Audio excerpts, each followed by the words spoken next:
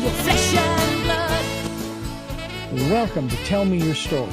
New paradigms for a new world where we're giving you choices and knowledge of those choices to help make your dreams come true. We are here 9 times a week. Sundays at 7 a.m. and 7 p.m., Monday mornings at 1 a.m., Wednesdays at 9 a.m., and Monday through Friday from 8 to 9 a.m., streaming live at all those times at richarddugan.com. We are on SoundCloud, iTunes, TuneIn Radio, Spotify, Stitcher, Player FM, as well as YouTube, where you can watch these conversations. I hope that you will take time to subscribe and click notifications so that when a new conversation is posted, you'll be notified and you'll be able to tune in, listen in, and learn, and be entertained and inspired. A reminder that Choices, which is my book, 5 Steps for Life, it's available on Amazon.com in paperback, hardcover, and Kindle with Audible, soon to be released. We also ask that if you can support the work that we are doing financially, we do have a PayPal account. It is there for your security as well as ours. And when they ask for an email address to whom you're sending, please go to richard@richarddugan.com. That's the email address. If you go to richarddugan.com, there is also a link directly to PayPal so that you can send us whatever support you can. And we thank you to those who have helped and to those who will help. We also ask that you take time during this decade of perfect vision, the 2020s, to go within to that quiet, peaceful, calm, still place and listen to that still, small voice. And with that, we now take you to our very special interview and guest here on Tell Me Your Story. Welcome to our program. I'm Richard Dugan as we journey across the Atlantic to Egypt. My guest is the author of I Am Happier to Know You. We'll find out about that wonderful phrase and how you get that started, and her journey to Egypt and her newfound love and home, and also about yours, because we'll open up the phone lines here on Tell Me Your Story as we move forward, upward and onward with new paradigms for a new world. Walk with me, talk with me, tell me your stories. I'll do my best to understand you. Understanding, that's really what it is all about, and we're going to see what we can do about understanding better the peoples of other parts of the world, as well as other ideas, concepts, beliefs, cultural ways, etc. here on Tell Me Your Story as we move through this wonderful adventure we call life. I'm Richard Dugan. My guest is the author of I Am Happier to Know You, and her name, of course, the author of this book is Jeanne Eck. And Jeanne, I'm happy to know you. Thank you. I'm happier to know you also, Richard. Now, you did something that many of us, I would have to say, only dream about. 6 years ago, you took a trip to a far-off land. I did the same thing in 2002, although it didn't turn out as of yet as yours did. You landed in Egypt, got off the plane, and as you describe it, literally put your feet on the ground and fell in love with the place. And you've been going back ever since and actually living there. I felt as if I had come home. And as soon as my feet touched Egyptian soil, I heard these words flying through my head, and they said, "Welcome home, welcome home." And I gone there as a tourist, and after that experience, I knew I had to return to live there.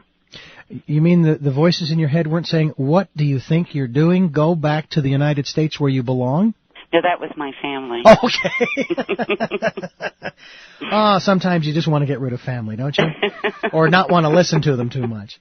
Because you do have to follow your dreams. Speaking of which, you know that dreams can change the moment. Fulfilling them can change the world. Your book is filled with proverbs, Egyptian proverbs, that I was skipping through the book and coming across a large number of them. A one-eyed man among blind men is the one with his eye wide open. Mm-hmm. I mean, we can talk about some of these proverbs, maybe what they mean, but I'd like to find out about your journey, both from a practical standpoint as well as just from an internal emotional and spiritual standpoint.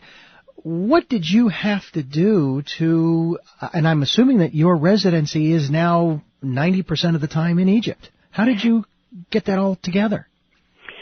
Well, after going there as a tourist, I came home, and I came home in November of 2000. And so I had to basically pack up my life.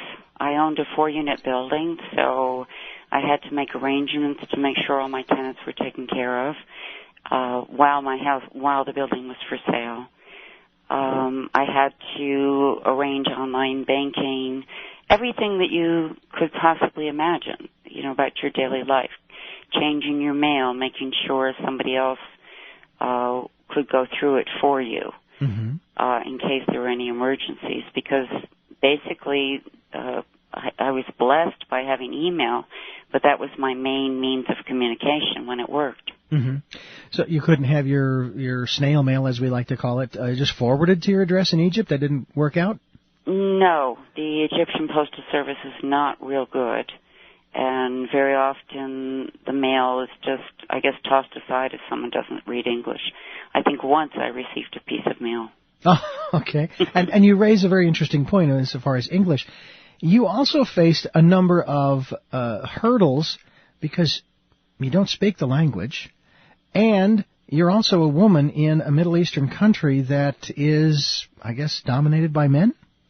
It's predominantly Muslim, and Islam is more of a male-oriented religion, or I guess the Middle East is not Islam, but the Middle East is a more male-oriented and dominated culture. I mean, we're hearing about a lot of the different cultural ways in which women have to dress, and many of them, in many of the countries, they can't drive. I don't know if they can vote in some of these countries, and so on and so forth. How did you go about the process of preventing yourself as a woman in Egypt from offending the sensibilities, if you will, of those around you there in Egypt? Well, I inadvertently offended everyone at least once. Okay. But by keeping my ears open and watching and listening, and I was very blessed by having made good friends with my tour guides while I was there as a tourist. So when I came back to live in Egypt, they had found me a place to live. They picked me up at the airport. They stocked my little flat with essentials. And they took me shopping and basically explained the culture to me from the inside, which was just a unique, wonderful opportunity.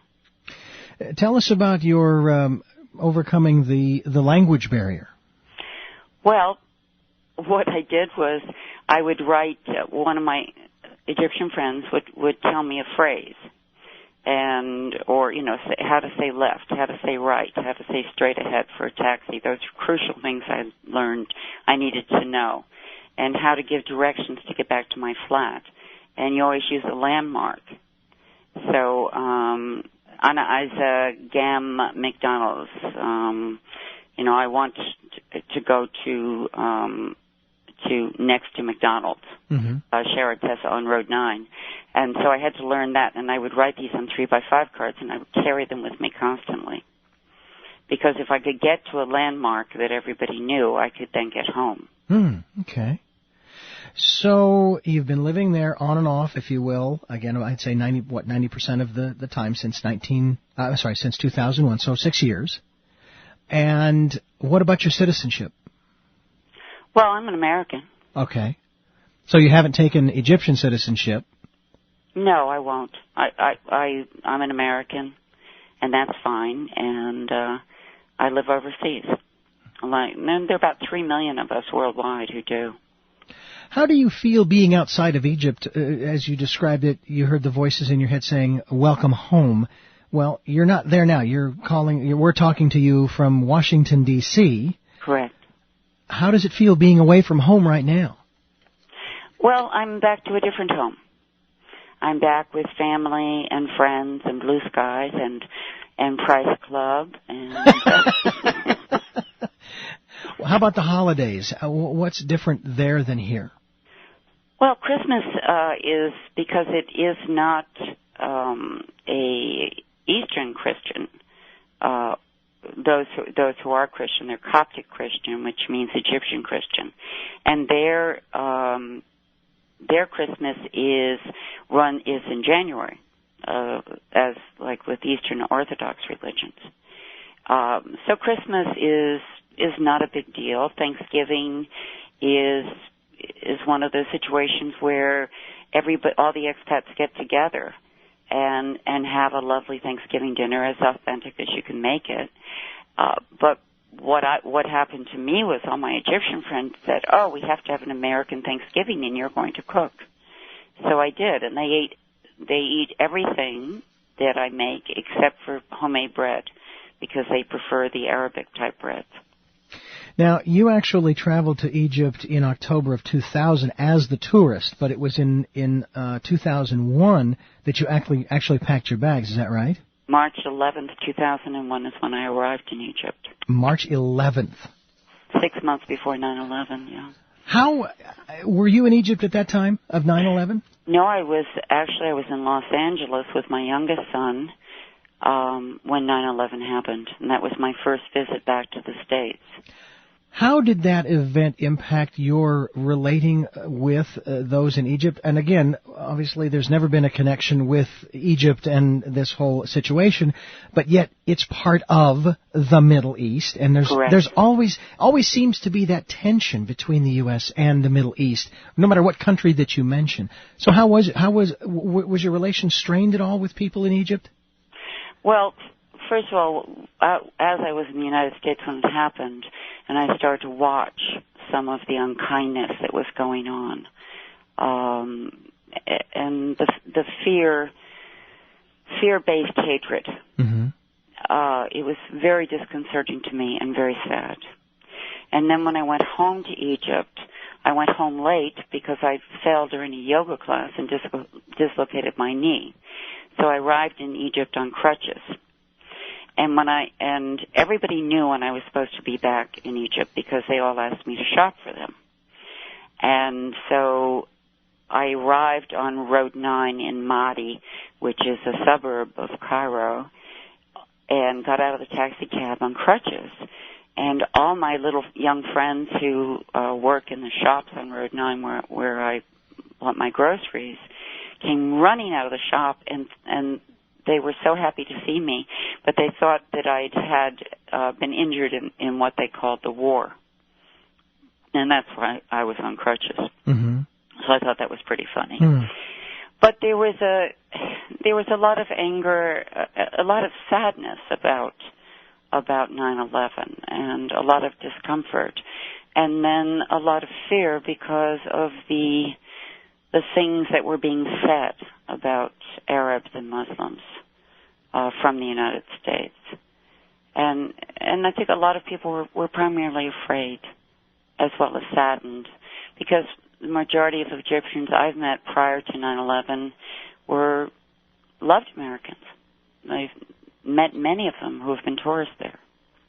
So do you, living in Egypt and being at home there amongst the Egyptian people, does it hurt you when you hear those kinds of things? Oh, of course. Because just like anybody else, I was raised in a family and in a community where what was told to me as a child, and I accepted as the truth. Mm-hmm. And we all do that. You know, we're all raised in certain boxes. And what living overseas has done for me has been to help me to reach outside my box and ask, is this true or is this not true? And, of course, the one wonderful way to do that is to live with people from different cultures and observe them yourself and make friends with them yourself. And to see that, oh, my goodness, I really have been biased, or I've really been uneducated. So I've had high government officials say to me, oh, well, you know, in Egypt they all wear veils and floor-length gowns, you know, burqas and abayas, and that's not the case at all. Interesting. So that makes me kind of question how much they know.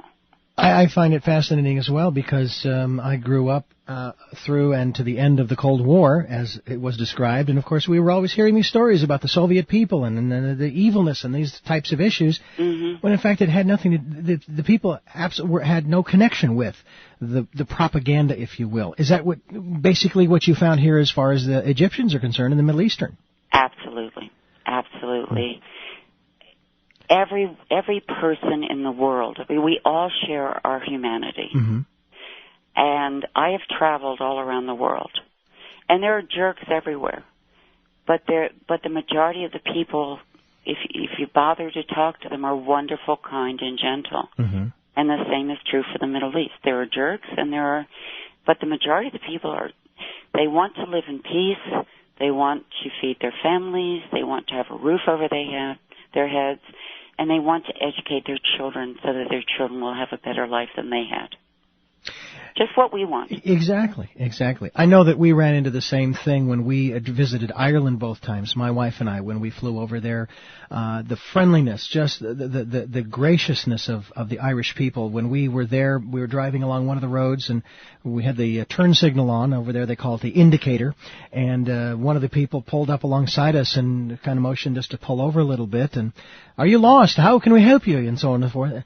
And they gave us directions. And of course, our question just before we drove off was, "Well, how did you know we needed help?" "Well, your indicator light was on, and you were still going straight down the road." So they could see. I guess that's the international distress signal for help.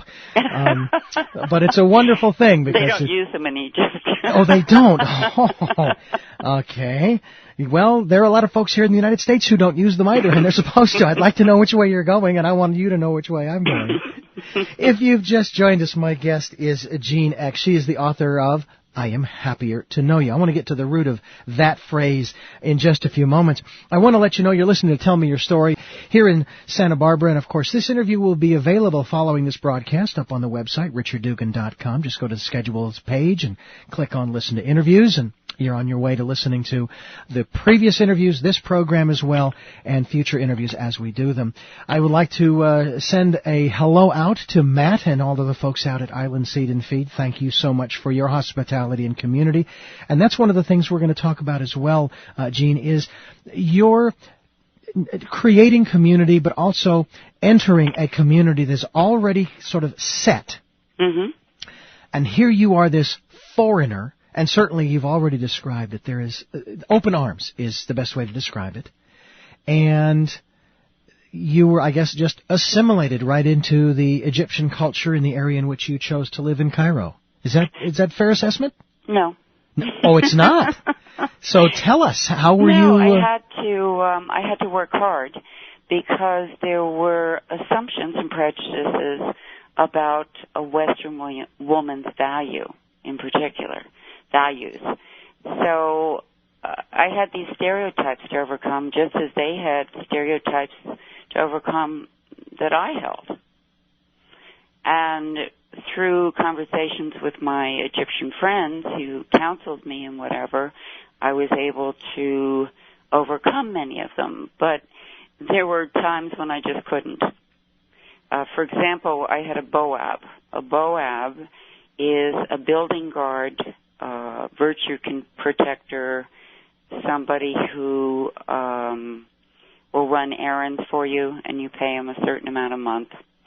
And my boab slept right up in front of my building at night with one eye open and on a hand-hewn bench. And he would be very worried about me if I wouldn't come out for a day. And he'd come knock on the door and say, ask me if I was okay. But he was also very curious because I made friends with both men and women, and they would come to visit me. And it's not appropriate for an Egyptian woman to have a man come visit her without a family member there, particularly a father or a brother.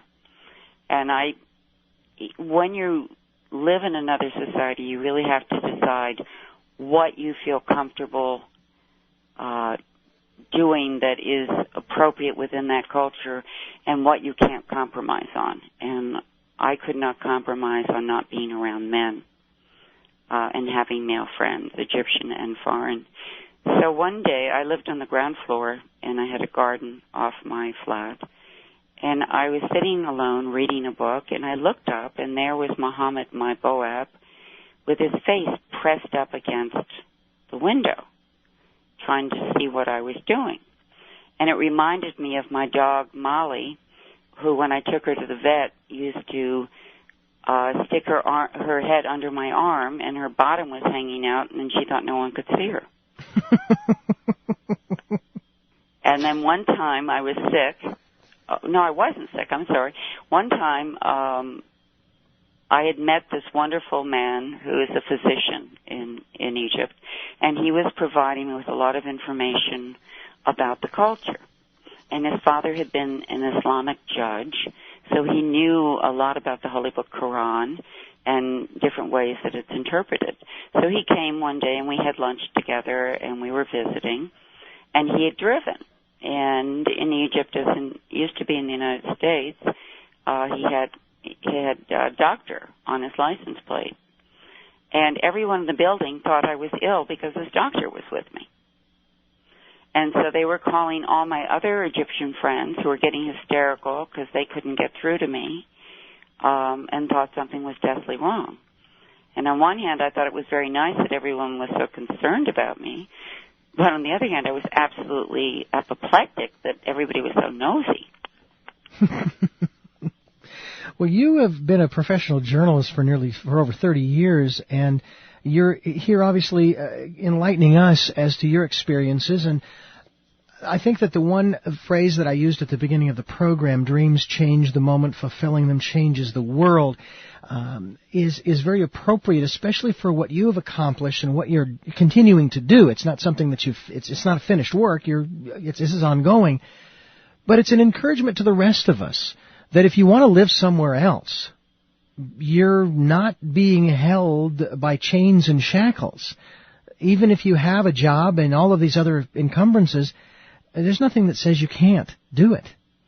That's exactly right. When you know in your heart that you're supposed to do it, that you have to do it, and go with it, everything works out perfectly. And you never know what you'll have missed if you don't do it.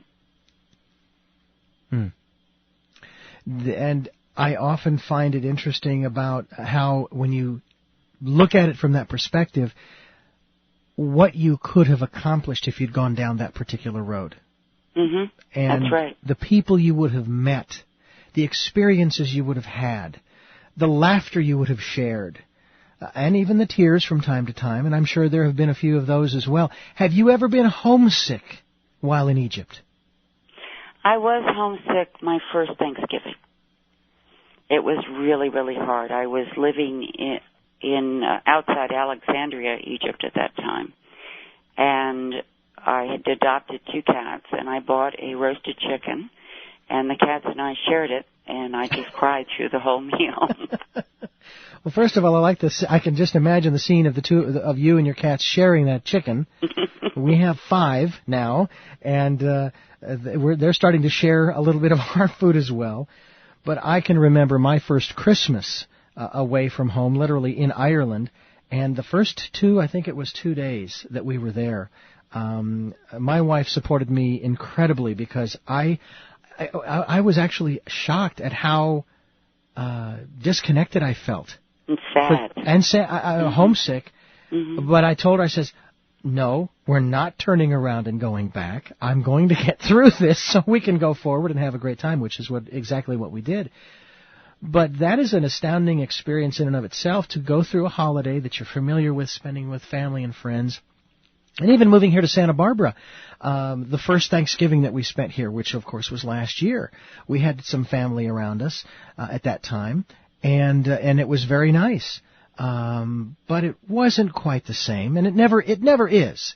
And it isn't to say that, oh gee, I wish I had been back in Phoenix. Not by a long shot. But you still have those emotions. You do, but I've come to understand that everyone who's important to us we carry them in our heart, and they're with us. Yeah. And as my youngest son says, Mom, holiday is not a holiday unless you're there. So it's just a regular day. Yeah. And we just had a dear friend of ours who returned to Phoenix after visiting us for a few days. He may or may not move out here with us, but it was great to have him here, and he left last night. And we had a most wonderful evening last night. And where we live up on the hill, we love it when the fog rolls in, and that's exactly what happened last night. We're sitting there with a beautiful little fire, and we're sitting there chatting, and the fog is rolling in, and it's cool and it's damp. And it was just a great experience.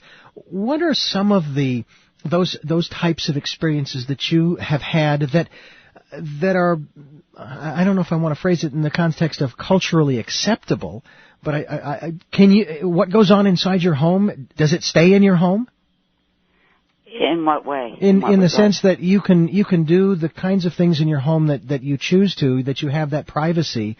I don't know whether of course you wear the burqas out in public, if you have to do that in Egypt. No, women don't wear burqas. Okay. Most women do not wear burqas.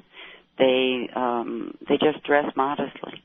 But you had mentioned about having I don't know if it was a taboo per se, but people were concerned about you having male friends over, whether they were American or Egyptian. Right. So that's there's a little touchiness on that subject.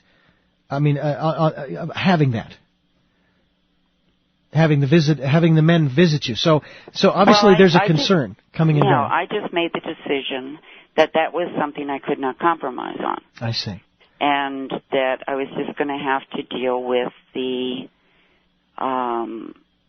gossip.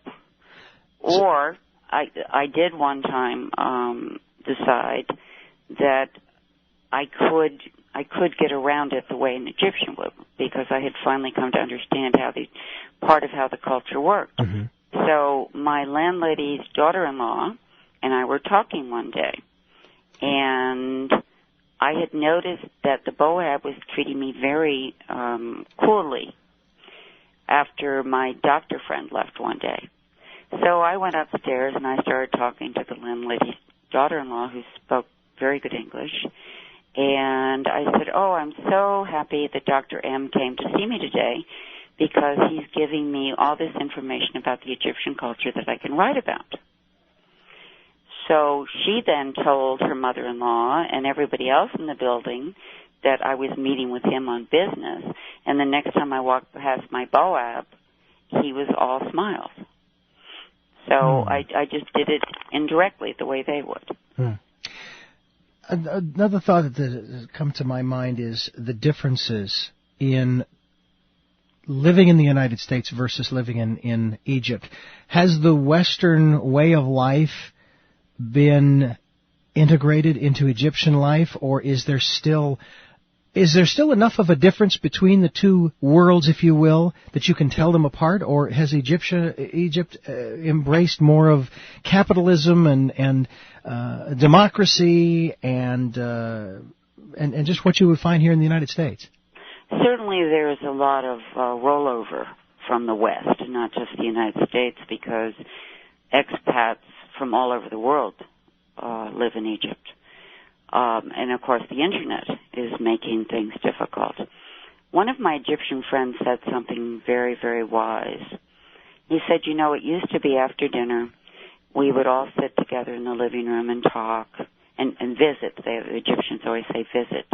Or we'd watch television. He said, now with the Internet, the kids go into their bedroom and close the door, and they spend the whole night on the Internet, and that he misses the communication. So certainly the Internet is making a big difference, not only with its explicit material, but also affecting the family on a day-to-day basis. I know that with my friend's arrival here, he brought with him the last vestiges of our belongings from the Phoenix area, so we are now officially completely moved to Santa Barbara.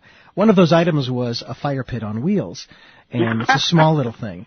Well, we used to sit out in the backyard and have a small little fire in that fire pit, sit around with chairs in the grassy area, and have a glass of wine or whatever it is you wanted to drink, and just sit and talk. We hadn't done that since we'd been here. We did it for the first time last night, and it was one of those experiences like, wow, we really missed that. Mm-hmm. And so I can certainly relate to this individual and their comments regarding that. I'm going to call it a loss. It's a loss of family connectedness, of community. And we don't have guests over. We have gatherings. And I love those. Those are a wonderful thing.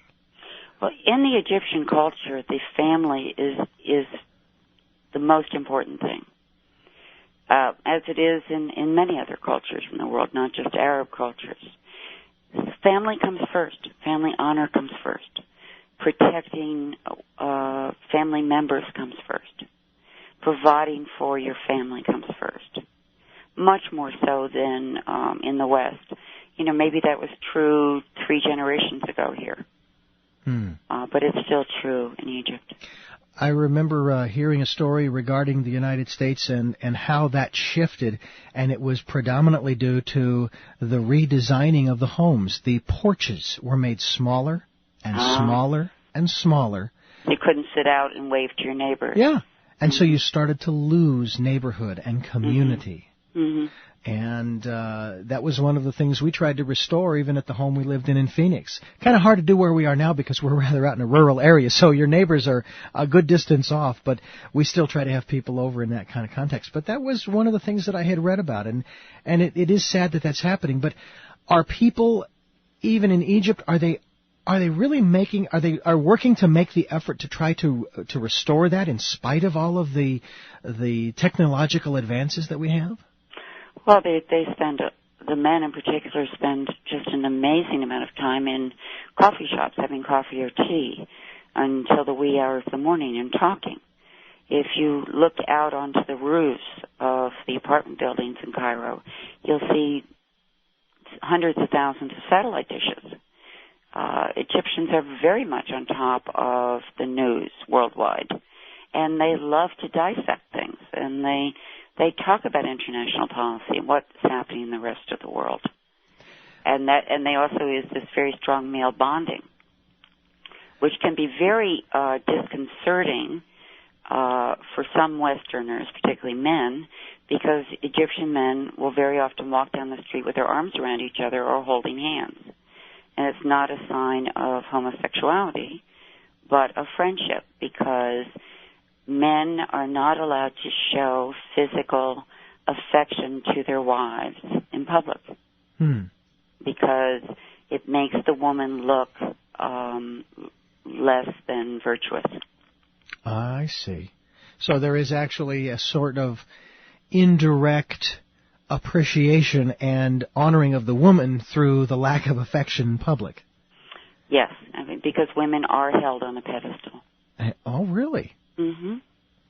Interesting. And a lot of folks here in the United States and in the West, they wouldn't see it that way. They would see it more as, well, they don't have, women are second-class citizens. That's why all of these conditions. Well, certainly I went through many warrior woman stages where I saw things that would drive me crazy. But in any culture, you have to take the whole culture. You can't just take a piece of it without understanding really what's going on.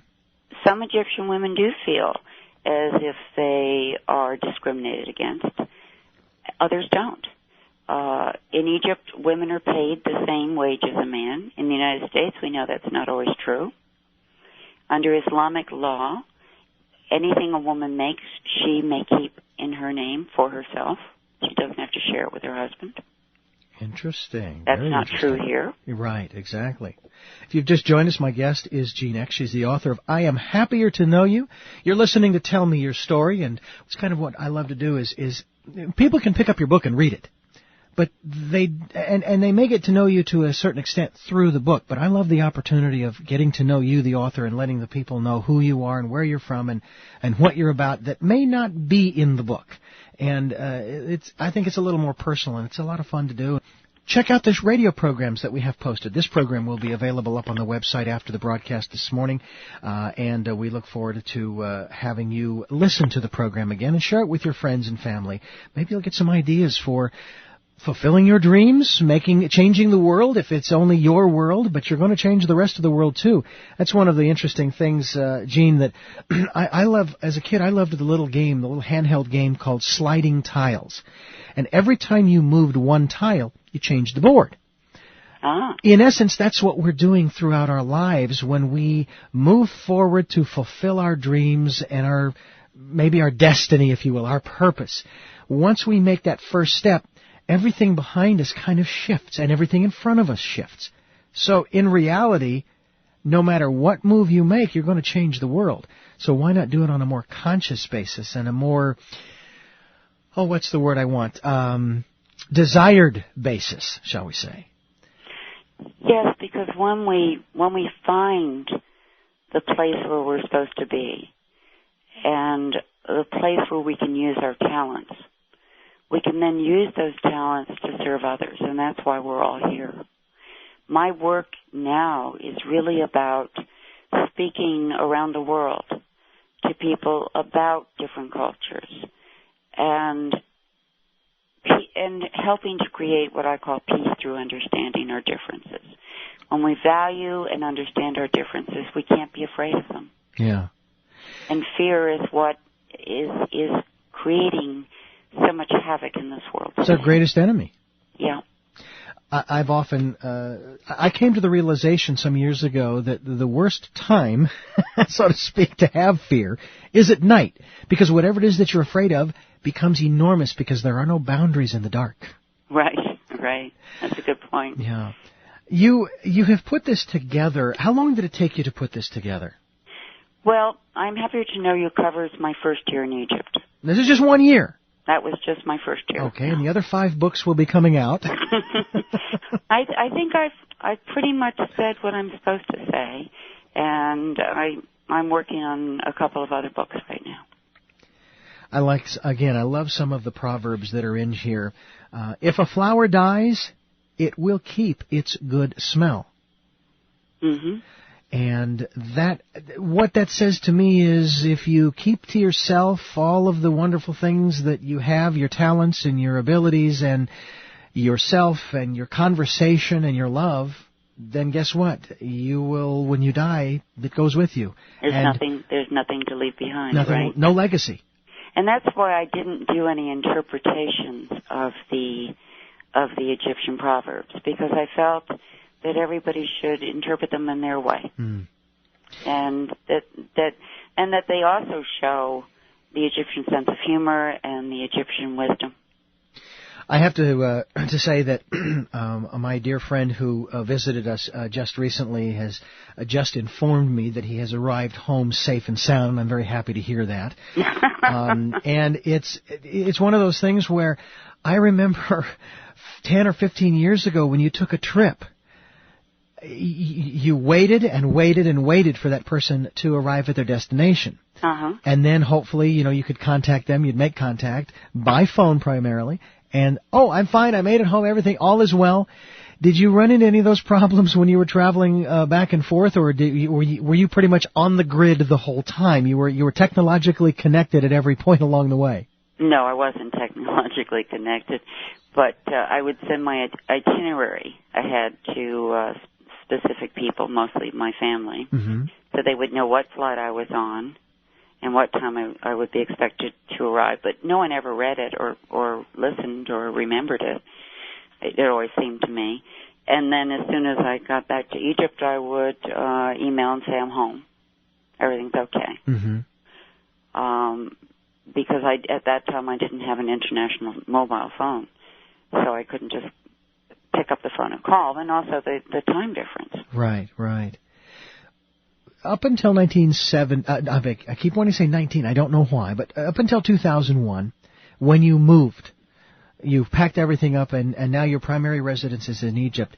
Did you ever feel as though you didn't belong, that there was something not quite right with being in the United States, that there was that longing to travel to find that home, or again, you felt at home because you had your family and friends here, and that was the connection? No, I think the universe made it easy for me because I went through a very nasty divorce. And things were said that were not true. And so I began to feel as if I was no longer part of my community.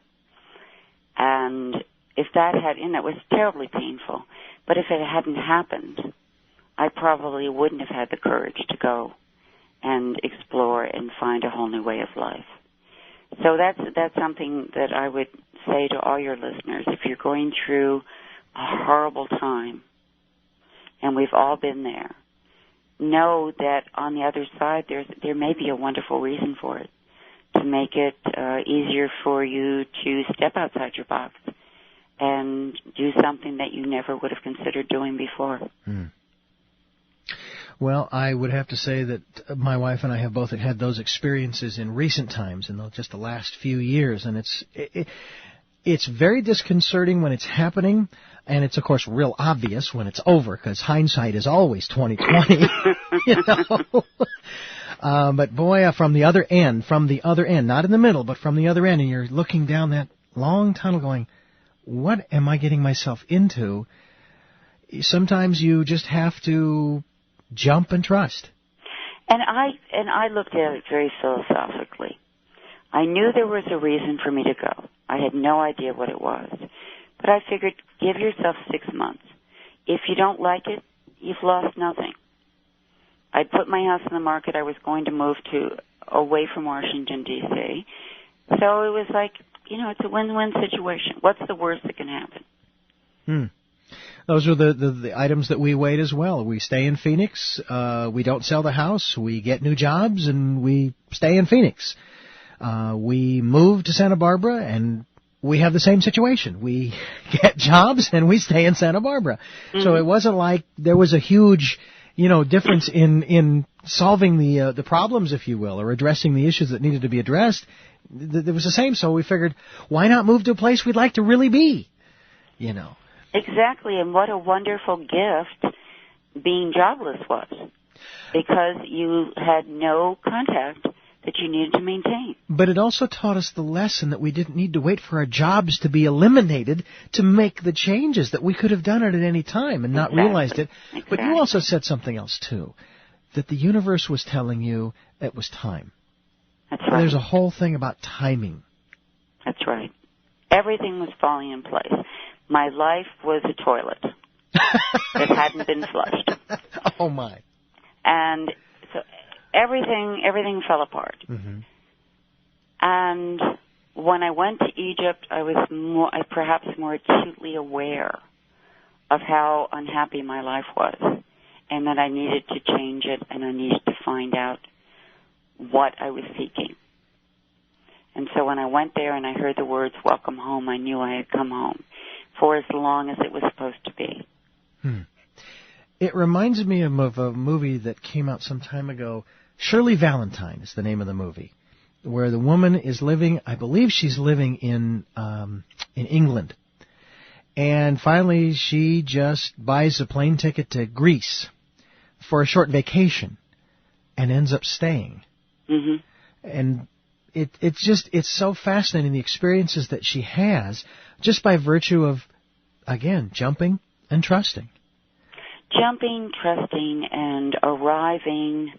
I say, and I am happier to know you, that I arrived with childlike wonder and childlike eyes and virgin ears. I was open to everything around me. I was excited about everything around me. I was in awe of everything around me, which is not to say that I didn't go berserk once in a while and want to check into a hotel with padded walls. To say otherwise would be a big lie. Mm-hmm. But by being open, and Egyptians so value kindness and smiles and warmth and friendliness, I was able to transcend so much just by being loving.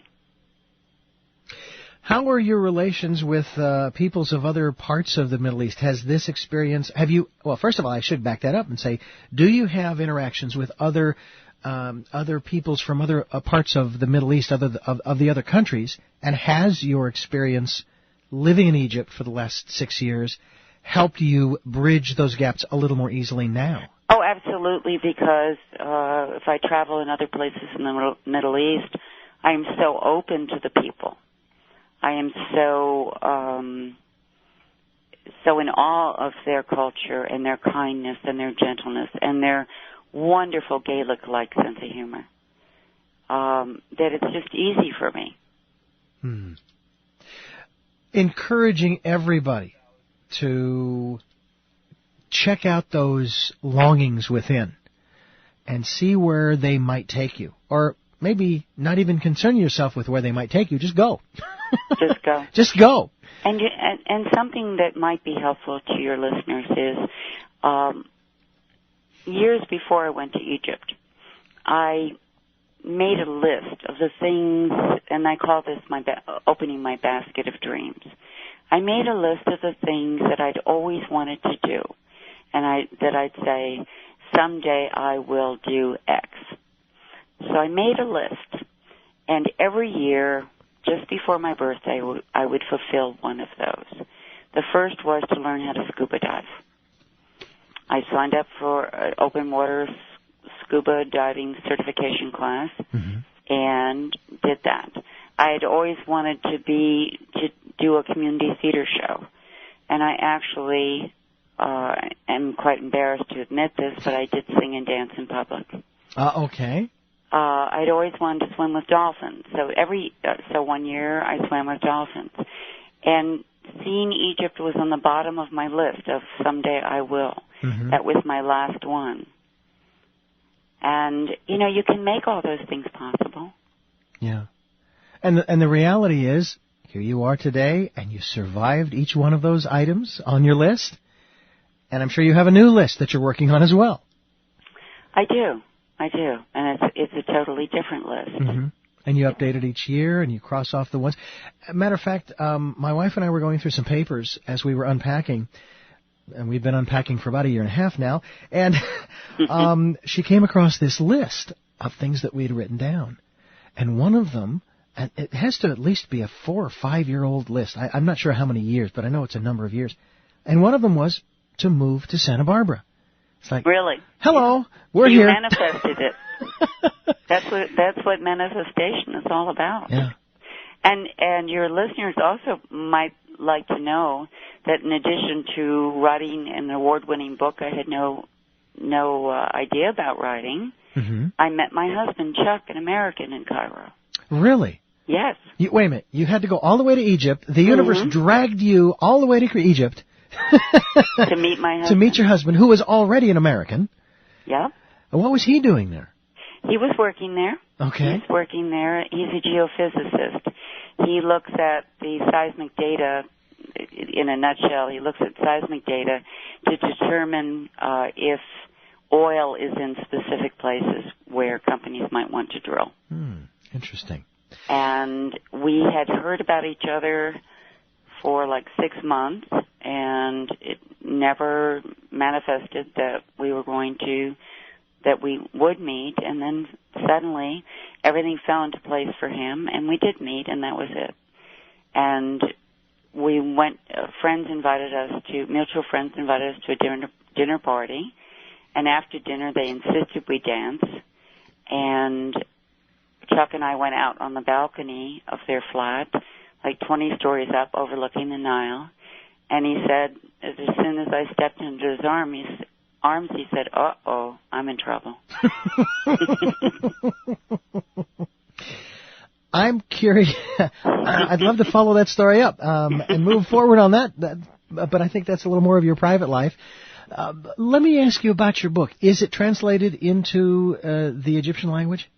Arabic? No, it isn't yet. And my friends from around from all the Arab nations are saying, when are you going to do that? It's just a matter of time. Have you had people? I'm a little busy. I understand. And I was just going to ask, you're a little busy, pardon me, you're a little busy in regards to what are you doing now? You're obviously, again, you have 30 years of journalism experience, and you've, been, not only has your book been published and won a finalist in an award competition, but also you've been published in the Washington Post and the Journal newspapers and the Living Fit magazine. What are you doing these days? These days, I have been spending a lot of time on me, healing the parts of myself that are ready to be healed, number one. Number two, staying up with all the marketing that has to be done. On my website, IamHappierToKnowYou.com, we post new blogs every 2 weeks, doing all the business end of being a published author, plus working on my next book. And what is that? Well, it's probably going to be Dear Little One. Can you give us a little sneak peek at what that's going to be about? It's about life and going on the journey and how to do it. Well, step by step in ways that are understandable. Well, we would love to have you back to talk about that. That's what this program is about.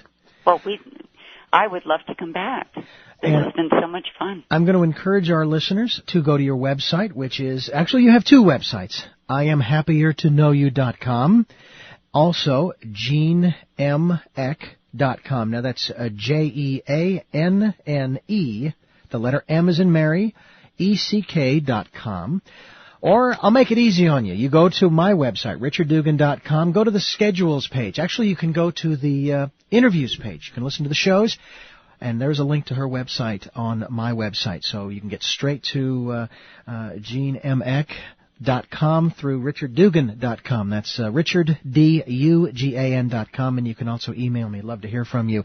And I thank you all for going to the website and checking out the programs and the information that's available there. And we try to keep that updated on a regular basis.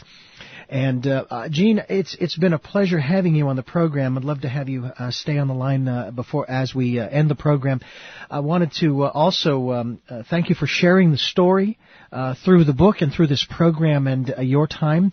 And you're heading back to Egypt within a few days, my guess is, to get back to your other home. That's right.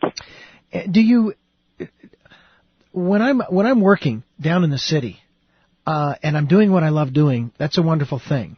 If I could instantaneously teleport myself back up the hill to where we live and do that and avoid the transition of 20 or 30 minutes, I would love to do that. Do you long to be back in Egypt? Does the plane flight kind of drag on? I want to get home, want to get home, want to get home. No, I just have become rather adverse to the thought of getting on another plane. I seem to spend half my life in the air. Well, one day, I'm going to guess, based upon some of the programs I've seen on the Discovery Channel, they will have a train trestle going across the Atlantic. That's going to be one heck of a long trestle. It certainly is. But they'll find other ways. Maybe they will perfect the transporter. That would be a nice thing. Or we need to learn how to do it with our luggage.